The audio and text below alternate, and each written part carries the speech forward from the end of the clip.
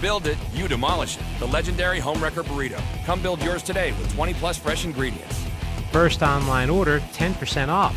Promo code ONLINE.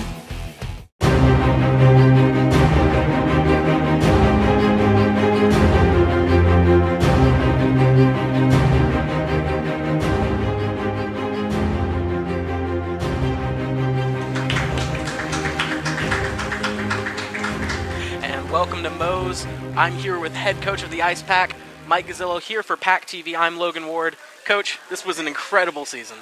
Yeah, it was certainly one to remember for a long time. Undefeated for a long time there. Just going through the regular season, the ACC tournament, even going through the Southeast ACHA tournament, all the way up to nationals, you were undefeated. What does it really take to get to a point like that in the season, where you know everything's just going your way? I don't know that you ever really know, something like that. Like I always say, we go out with the intention of winning every game, whether that happens or not. That's why they play the game. As you're getting towards the end of the regular season, moving into the ACC championship, the games are getting tougher, and then you move out in the regionals and get tougher, and then you go to nationals, and the top 16 teams in the country are there. So, it's going to be some stiff competition, and you just have to go out and kind of stick with what we're doing and go out and play and see how it goes. Absolutely, as always. Again, this is really a historic season for both the team and really an ACC team going that far into nationals, really making a name. Hockey in the Southeast, as always, we talk about it a lot, on the rise, growing more and more every year. What is the importance towards the team of just having a season like this, much less hockey in the Southeast? Well, I think that, like you said, it grows college hockey in the Southeast, not just, in Raleigh. But it opens up doors to the other schools. And, guys who want to be engineers are probably not going to apply to like UNC. And, and that's fine. So, now they'll start looking to the schools that have the majors or, areas of study that they want. And, then you start seeing, that school has a team, that school has a team. And, it just kind of, it's good, I think, for youth hockey kids, too, because now they know that it's in the area and, you're not going to get a scholarship. Maybe, you could stay home or stay closer to home and get some competitive hockey in. Oh, yeah, absolutely. And seeing a lot of players staying more in the Southeast, like you said, seeing those programs around, being able to just jump in where they live, go to a local school, all great stuff. Really important for chemistry, too, because a lot of these players that we saw on teams, especially on the Ice Pack, a lot of people from the Triangle, the importance of chemistry, we saw it so often during this season for the Ice Pack. What does that really do for the team if you've got a tight-knit group like the Ice Pack were this year?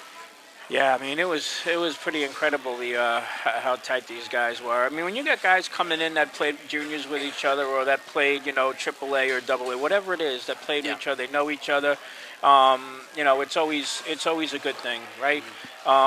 Then you get situations where some of the guys that they play with go to some of the other schools, so it ups the rivalry a little bit, right? Which is always a good thing. So, I think it's been good to keep the guys home as much as we can, and like I said, guys who played with one another, they know one another a little bit, and it's also you're coming into a new school, right?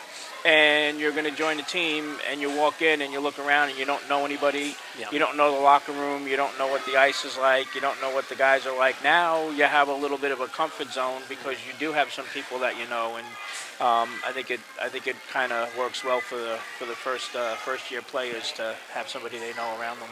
Absolutely. And again, going back to the success of the team this season, a lot of awards, a lot of hardware for the team this year, including Eric Muro winning ACC Tournament MVP, Sam Banashevitz winning MVP of the ACC, Riley Johnson winning Rookie of the Year, and yourself winning Coach of the Year. What does that really mean, getting those awards? Of course, you've got the season success in general, but what do those awards mean? For Eric Muro, he's a pretty quiet guy. Yeah. He played at Charlotte. He came to us the end of last semester, got a little bit of time in. But he's been such a big part of the team. The guys love him. He's been so solid for us. And then to come out when, things are on the line. He got a couple of goals, but, it's the other stuff he did. A couple of big hits, blocking shots, throwing his body out there in front of it. We all see that. The guys all see that. They feed off of that. RJ, Rookie of the Year. It's always great to, come into a college season, first year, and get some accolades for what you've done. Sam, obviously, Sam is almost the face of the ACHA, ACC. Everybody knows him. Yeah. He's won the Rookie of the Year, and he's won a bunch of Player of the Weeks, and so I mean it's great for him, finally graduating and going out and being recognized for all of his achievements. And to be honest with you, the Coach of the Year is nice, but I just kind of look at it as I'm one of 30, right? 27 players. I got 2 assistant coaches that put a lot of work and time in. So, I guess the trophy, the plaque can only go to one person, but it really is not.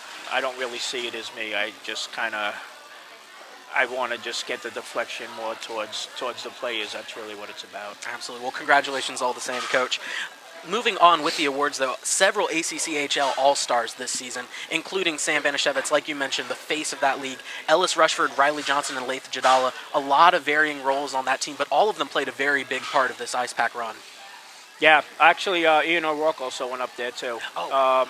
So that was kind of a last-minute thing. Okay. That they get players from all the teams to go up and represent the ACC, but inevitably what happens, somebody can't make it for one reason or another. Like, in the case of the Wake Forest kid, I can't think of his name, really good player, got hurt in the ACC tournament and had to back out, so it opens up a spot. But yeah, those are all big names for us. Those are all solid guys, and they represented us well, no doubt. And I'm happy for them that they had an opportunity to do it. And finishing up that awards, the stellar award season, the ACHA Academic Men's All-Americans, Laith Jadala, Brandon Stanley, Trevor Merchant, Tyler Alfonzetti, Davis Hudson, Josh Cannon, Ryan Kenny, and Jess Tart, juniors and seniors with a 3.2 GPA or above. Got to be proud of those guys, really representing the school well. But what does that mean from a hockey standpoint, really just having those sort of guys on the team? You know what? What it tells you is it's a balance, right? When you're involved in any club or sport or activity, and let's face it, no one's taken like basket weaving as a major, right? Yeah. They all got some pretty tough courses that they're taking, and so learning how to balance that and spend the right time on the schoolwork and give the time to the team and all the other things. There's other things other than hockey that these guys do. Yeah. Stuff at the rink. Some of them coach youth hockey teams or go out and help out. So there's a lot that goes on behind the scenes, and it's good for me in a sense is next year we'll have incoming freshmen, and some of these guys have never been away from home before, and now you don't have to get up at 7 o'clock in the morning to get to homeroom, right? You've got a lot more time, and so how are you going to use that time? And that's where I hope these guys come in and say, okay, well, this is how you have to balance your time so that your school is good, your grades are good, and you could also be part of campus life, right? Because there's other things besides hockey that they do. Oh, yeah, absolutely. So I think it's good for us that, they speak from example. Absolutely. And again, talking about those freshmen, you mentioned the freshmen coming in. This was a very good class of freshmen for the Ice Pack. A lot of important players on this team. Alex Robinson, Riley Johnson, Parker Zarek, all on that second line. Not to mention Miles Ferrone and Alex Fong coming in and stepping in certain moments as well. What is the importance of freshmen coming in like that and really just being able to fill in roles immediately when they step in? Well, that's the thing, that we can get them to fill in immediately. Look, Robo's line was just great all season. Yeah. Miles didn't get a lot of playing time, but towards the end he got more because he worked hard. Same thing with Alex Fong. They're not guys who complain about ice time or anything. They go out, they know kind of what their role is, and then when the time comes that they're needed, they're engaged in what we're doing. They're part of the team, and they're able to do it. And it just kind of looks to the future and says, okay, we're going in the right direction here because we're going to lose guys, and now you have these guys coming up. And, hopefully they'll stay in shape, and hopefully they'll work on their game over the summer and come back, prepared to play. Yeah, and speaking of losing a lot of important players this upcoming season, Joey Hall, Sam Banashevitz, Ellis Rushford, Eric Mura, Tyler Alfonzetti, just to name a few of the names. Sorry if I missed anybody. But how do you replace those pieces? I know you've got a lot of young players, like you mentioned, but how do you really get everybody in the groove and replace that veteran leadership, especially Sam Banashevitz, of course, the captain for several years running? Well, you missed Davis Hudson, right? Yes, which is fine because I have to stop and think myself.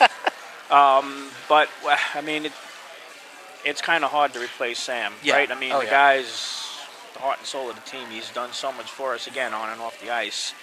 but I think the leadership he's demonstrated, the guys that are up and coming captains like Ryan Kinney or some of the other guys, they see what he does, and hopefully they'll become leaders using him as a role model. Yeah. And so, I mean, and the other guys, I mean, they're on the ice, they're working hard every time, they're solid players, and yeah, I mean, it's going to be tough to replace them. Losing players like that, is there anybody on the roster right now that you really want to see step up and take bigger roles next season, that you expect them to come in and start playing a larger role? Yeah. There's no question about that. I think I probably would not want to mention names or anything. Oh yeah, absolutely. But there are a couple of guys that I've spoken to since the season has ended about expectations for next year. Yeah. And I, kind of let them know if you have any concerns about where you fit in. To let me know. A couple of guys have reached out. I think Ryan Kinney moving into that captain spot. I think he's definitely prepared for it. I've no doubt that he actually has the team behind him, and I expect big things from him. But at the same time, I don't think it's going to be the stretch to get those things. Yeah. I think he's where he needs to be, and he knows what he needs to do. Absolutely. Again, coming into that assistant captain role, moving forward to top captain role. Going back just a little bit, talking about that second line of freshmen, how important was that first line and having those two really stellar top lines, not to mention third and fourth lines you can rely on? That first line is Sam Banashevitz, Nikita Anastratov, and Leith Jadala, all of them having stellar seasons of their own. What's the importance of having those two top lines and having people back that can fill in if those guys miss any games? Well, I mean, it gives us a little extra depth when we're going out. And, if they want to put a checking line out against one line, I got somebody else who'll gladly go out and accommodate your next line. So, and having, being able to roll four lines, I think it was good for us during the course of the season because my fourth line was able to skate with a lot of the other lines. Yeah. And it gave those other guys a chance to rest, and I think that's why we were more productive because they have to use the same guys over and over. Yeah. So, yeah, I would say that's probably the best benefit I had to having four lines that could go. And we saw some of those floaters during the season. Again, Miles Ferrone, Alex Fong, able to transition between lines, really just fill in wherever you needed them to. Again, Brendan Seppi also a part of that.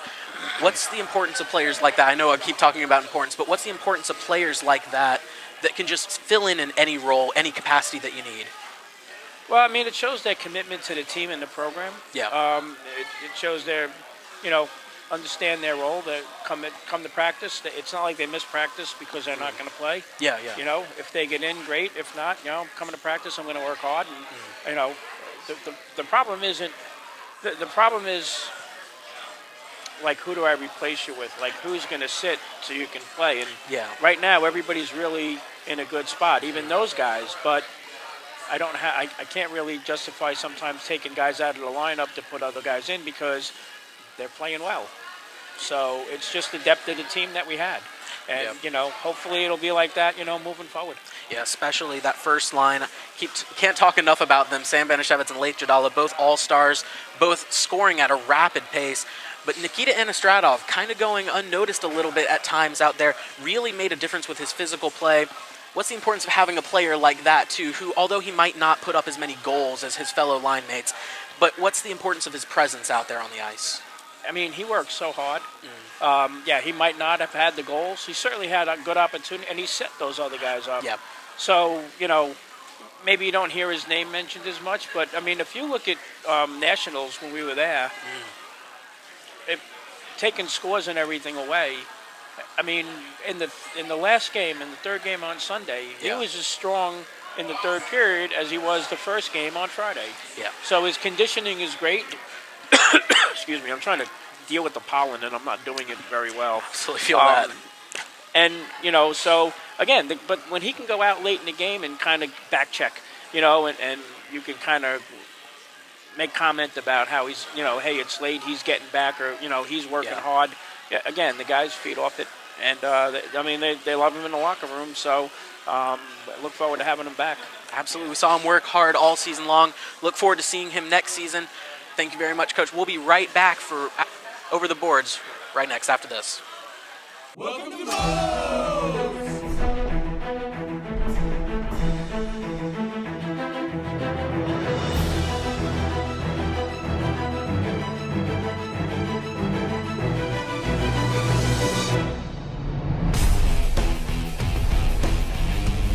We build it, you demolish it. The legendary Homewrecker Burrito. Come build yours today with 20 plus fresh ingredients. First online order, 10% off. Promo code ONLINE. Welcome back to Over the Boards. I'm Logan Ward from PackTV, joined here by Mike Gazzillo, head coach of the Ice Pack, following a stellar year. There were a lot of games this season that really set the tone for how this season was going to go, especially some early down the stretch, games like Delaware, George Washington. What was the game, I know we talked about this a little bit before, what was the game that really you knew set the tone for this season, how things were going to go? Delaware. Yeah. Delaware. The first game against GW, we was the first game of the tournament, and we got down 3-0. Yeah. We had to claw our way back and win in overtime. Riley Johnson scoring. We didn't want things to be that tight, that close. Yeah. No one does. Went out and played, finished up the tournament real well. But and as we played and things were going well and things were clicking and line combinations were working and everything. And Yeah. But I think knowing Delaware was always a top 10. Yeah. Always going to well, not always, but I mean, often goes to regionals. In that talent pool, we knew that was probably going to be a really tough test for us first semester. And I'm not taking away anything from the other teams. Oh, yeah. It's just realistically they're just usually pretty strong. So going up there and winning a tight game with them, and I think at that game, guys may have, I don't want to use the word apprehensive. I think guys are a little, what are these guys going to be like? Because they know what they were up against. And I think the first couple of shifts, being out there and just it being back and forth, and we're right there with them just as much as they're with us, I think it gave guys a little bit, hey, we could do this. We could do it. They started feeling good about themselves, and that apprehension was gone. And then they went out and, fought it to the end. That was a great hockey game. Absolutely. It was a really fun game to hear great. about. Yeah. Getting updates like that. It was just a really good game. It seemed really hard fought. Unfortunately, we weren't able to be there for that one. It looked like a really great game, though. Really wish we could have been there. Speaking of season-defining games, though, in a similar vein, what was really the toughest game for the team to stomach? I know you had a lot of success running up towards nationals, but was it tougher having those close games, or was it tough having those losses in nationals? What really affected the team more? Having the close games during the course of the season, or over the course of the season. Just what was more draining for the team, do you think? I don't know. I don't know how I really would answer that, because I don't think that in the close games the guys ever felt that they were out of it. Yeah. It was just, all right, how long is it going to take to win this? Yeah. Was the mindset. Again, not at all taking anything away from any of the teams we played. Oh, yeah, absolutely not. But that was just the mentality of the guys. Going up and playing UMass first, and look, we had a really bad first period. Yeah. 4-0 going into the second. After that, it's a 3-2 game. Yeah. I'm not saying, if we took the first period out, once they settled in with everything, I'm not saying we would have won, but I think if there was, another period to go, again, if we in a 3-2 game, you're still within a goal or two of it. The Northern Colorado game was only a 1-goal win, I think. That was a pretty good game. The Trine game, again, we got down early, quick, and we knew at that point, before we even went into the game, that we weren't advancing. Yeah. And I don't think the officiating was that great in that game. Yeah. And it just was, I don't want to say that there wasn't any effort, it just, I think it was just like a lot of disappointment, and it was just, a little bit more of going through the motions. That game was way more lopsided than I think if we had played them during the course of the season. Again, I'm not saying we would have beat them. Yeah. But I think if we had played them like we had played Delaware, I think it would have been a much closer game. Absolutely. And especially on those road games, what's really the difference between playing at the Iceplex or PNC versus going on the road, sometimes by bus, sometimes by plane in terms of nationals? What's really the difference versus playing on home ice you're familiar with versus those away rinks that you're not as familiar with out there?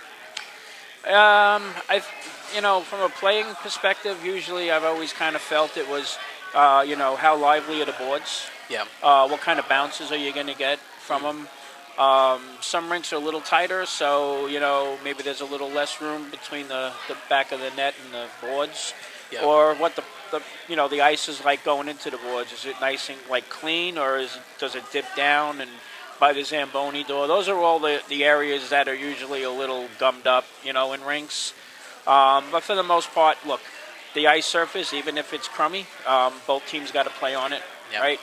And so I don't know. I don't think the guys think much about that. I know a lot gets said about, we have this big advantage about playing at Iceplex. Well, we win and lose on that ice. Yeah. And we win and lose on the NHL size rinks. So I really don't. I think that's just an excuse, Yeah. And we'll never use it. So you go out and play, and if you got a little extra room, so be it. If you're a little, we went down and played Clemson 2 years ago, and they play on a rink that's probably the smallest rink I've ever played in. Really? The neutral zone is only maybe 2 feet. The blue lines are 2 feet from the face-off circle. It's that tight. And I think, what was it, a 3-3 tie or 4-3? We might have lost that. I don't remember exactly. It was close. Yeah. So just go out and play and do what you do, and we'll be fine. Of course, a lot to be happy with this season, regardless of how Nationals went. 27-0 going into that Nationals tournament. What made you happiest this season, though, seeing from your team? Just what were you happiest with this season? The camaraderie of the guys. Yeah. I've been coaching a long time, and there's a lot of teams going back over 28 years, and high school hockey and travel hockey, and a little college up in New York, and I've had some really good teams. I've had some really fun teams to coach.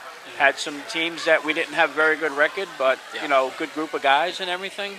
But I've never experienced the way the leaders of the team kind of brought these other guys in and kind of made this one monolithic group. I had, there were no big issues, and that to me, I mean, the guys who don't play, they're not complaining. Yeah. I think they kind of see where they're at, and they get it.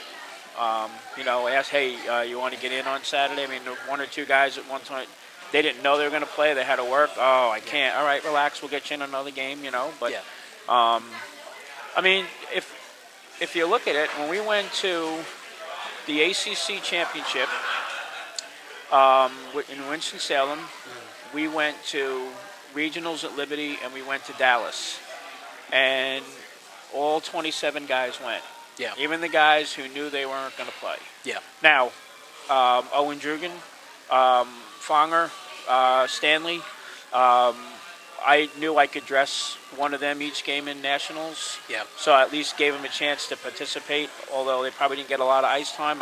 They knew that going into it. But guys like Jess Tart and Ian Hutchison, well, they knew they weren't going to dress unless something would have happened. Yeah. But everybody brought their gear, and everybody was, behind the team 100%. And, I look around the locker room, and I'm thinking to myself, there's guys that knew they weren't going to play this weekend, and they're here.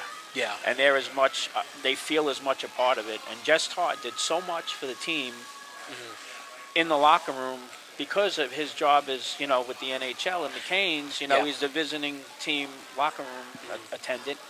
And so he knows how to set everything up, and he knows how to, keep things moving. And guys need something, boom, he's got it. Yeah. And, I mean, I kind of called him out a little bit in the locker room after one of the games towards the end, but and the guys gave him a nice round of applause, and I thought it was well-deserved because, again, this stuff doesn't go unnoticed, but yet nobody really knows about it, and that's just made the team what it is. It was a close-knit group. It was clear to see, even with us just traveling with you guys, it was a lot of fun to watch these guys work on and off the ice. Really just a fun crew to work with and a lot of fun to watch. But moving forward, you mentioned Jess Tart, goalie rotation, losing Joey Hall in at net.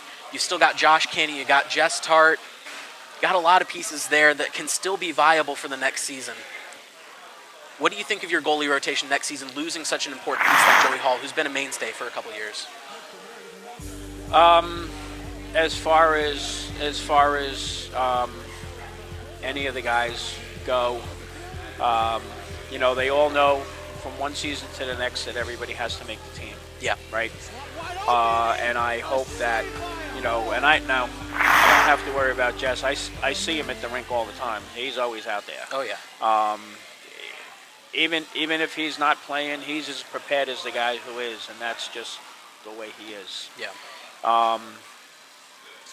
I do hope that the guys that were on the team this year come back ready to go and not think they got a scholarship that they're going to play every year. Okay. As far as what's going to happen, I think we're in a good place Yeah. with the pieces that we have. Couple of guys I know coming in, I think definitely going to help with the guys that we've lost. I don't think anybody's stepping in to replace a Sam or an Ellis or anything like that. Yeah. But they're going to help. And so those guys that are there that have the benefit of being with the team for a year, bring a little of that back with them next year. And, I'm looking forward to getting them on the ice for tryouts in August already. Oh, yeah. Absolutely. Next season should be a lot of fun. And looking ahead towards the next season, something's not especially pertaining to ice pack hockey, but Richmond joining the ACCHL, joining the Eastern Division, the division that we're in. Mm-hmm. What does that really mean, having things shift around like that? I believe Duke is moving over to the Western Correct. Division there. What does that mean for the conference and for the team, too? Well, the interesting thing is when we play Duke and when we play UNC, those are big rivalry games either way, right? Yeah. It doesn't really matter. We'll still do the pediatric cancer game with Duke at when we're at home. So we still have them scheduled for 2 games. Richmond, I hadn't seen Richmond in a number of years, probably about 8. And the time before that I had played them, we were up like 6-0 right off the bat. And so I was like, all right, we'll pull back a little bit, pass the puck around kind of thing. And the next thing you know, it was tied 6-6, and we went back and forth, and I think we tied at 11-11.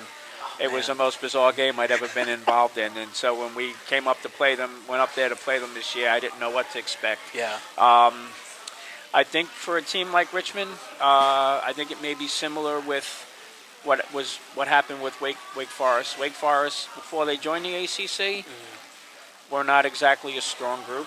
Yeah. There were probably guys that were players that didn't play. Dave Pasquale, their coach, has done a tremendous job with that program. Yeah. And getting into the ACC and getting some of those guys out there. Now, they've been a really tough team to play, right? I mean, we've seen them, they made it to the finals last year and stuff. So I think Richmond, possibly with, coming into the ACC, they might get a little bit more in terms of players coming out. And I don't know their coach that well. I'm sure he does a very good job with them, and I hope that they come in and that they're a good competitive team to play against. Oh yeah, absolutely. And getting those fresh faces in there, always cool to just kind of keep things fresh, see new teams every season, get a little bit more change in there. It'll be fun to shake things up a little bit, I feel. Yeah. Capping off that 28-2 season, there's a lot to be happy about. Not quite the ending that you wanted, but you made it to nationals, and that's an absolutely stellar achievement. What are the expectations that fans can look forward to next season out of this squad?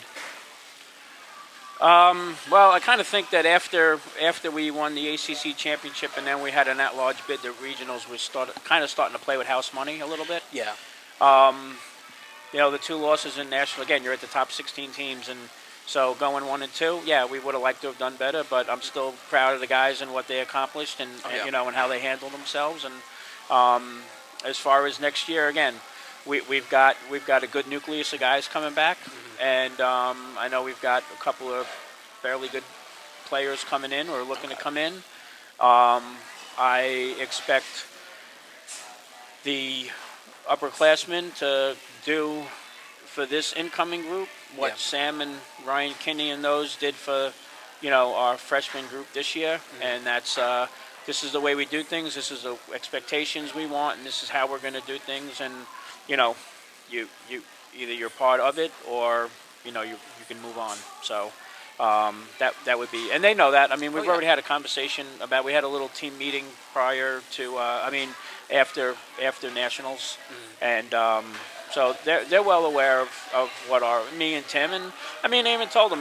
Tim and I looked at, and Alex Rossetto, and we sat down prior to that meeting and kind of evaluated ourselves as coaches, and were there things we could have done better? And I think there were.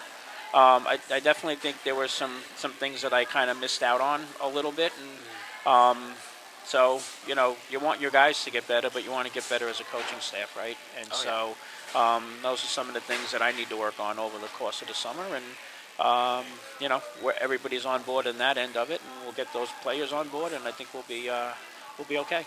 Next year should be a lot of fun to watch. Yeah. Done for the year for now, Yeah. but we'll be back soon. This is it for Ice Pack Hockey on PackTV for now. This has been Over the Boards. I'm Logan Ward, joined here by head coach Mike Gazzillo. Thank you for joining us as always, Coach. Yep, thanks for having me. I appreciate it. Absolutely, as always. Thank you for having us tag along this entire season. We'll be back next season with more Ice Pack Hockey. This is Logan Ward for PackTV, signing off.